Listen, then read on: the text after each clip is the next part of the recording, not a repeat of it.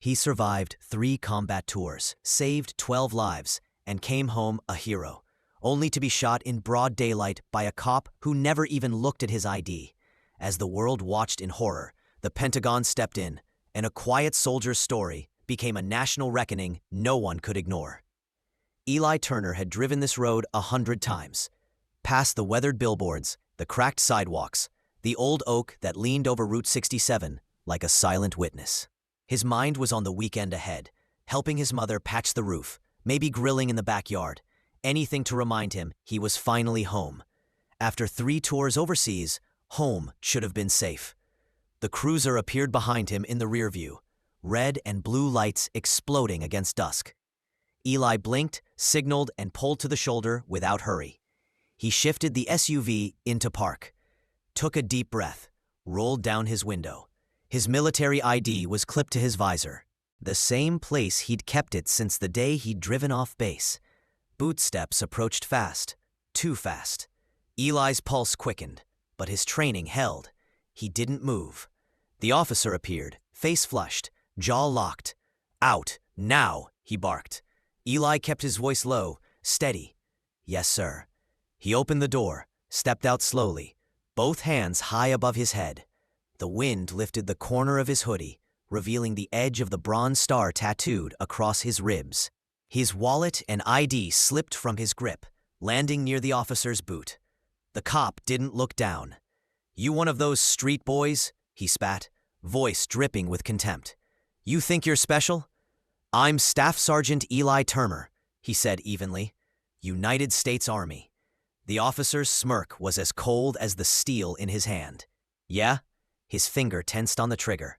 "Then you should be used to this." Eli never saw the flash. The impact knocked the breath out of him, the ground rushing up as pain exploded across his chest. He gasped, eyes fixed on the sky overhead, the shape of the branches blurring as screams erupted all around him. Phones rose, voices cracked with panic. "Call an ambulance." The officer stood over him, gun still raised.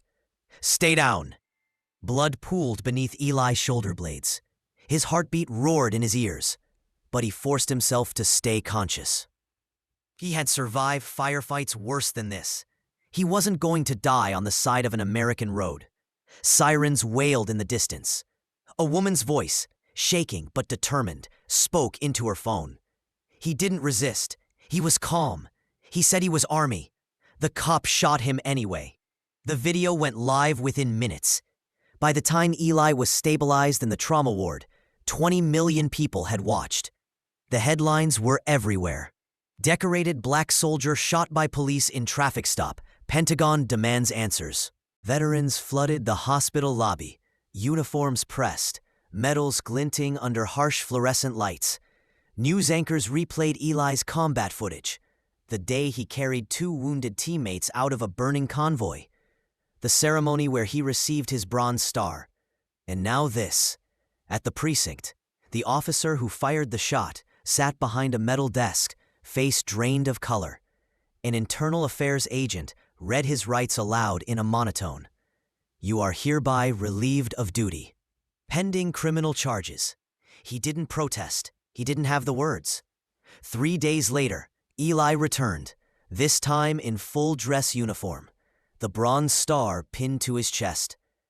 The courtroom stood as he entered, some in guilt, others in respect. Even the judge's voice trembled. "Staff Sergeant Turner, thank you for your service." Across the aisle, the former officer stared down at the floor. Testimonies began. Generals who had commanded Eli spoke of his courage under fire. Combat medics described the lives he'd saved. A psychologist outlined the invisible scars Eli still carried. The jury deliberated less than 2 hours. Verdict: guilty, abuse of power, intent to harm. When the sentence was read, Eli didn't cheer. He simply closed his eyes, because he knew this victory wasn't just his.